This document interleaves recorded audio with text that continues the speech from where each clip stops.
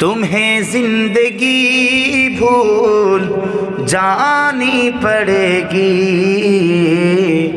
আচ্ছা যুবকরা এটা শুনেছেন মনে হয় নেটে, শোনেননি?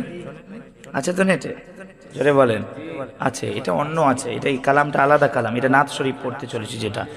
আর এই কালামটা আপনারা যেটা শুনেছেন সেটা আলাদা, সেটা বলা হয় গজল। এই গজল এই যেটা পড়তে চলেছি ওই রকম হাজারো গজল এই এই এই আমি যে কালামটা পড়তে চলেছি এই কালামের কাছে কুরবান। সুবহানাল্লাহ। পুরো আসমান জমিনের তার বেশিও তফাৎ। এই শুনছেন কি বলছি? ওটা তো আলাদা, ও গজল বাদ দাও, শের আশার ওরা মুশায়রা হয় সব নানা রকম শের শায়রি, সে আলাদা ব্যাপার। যাক, এখানে কবি কত সুন্দর বলে, তুমহে জিন্দগি ভুল जानी पड़ेगी, तुम्हें जिंदगी भूल जानी पड़ेगी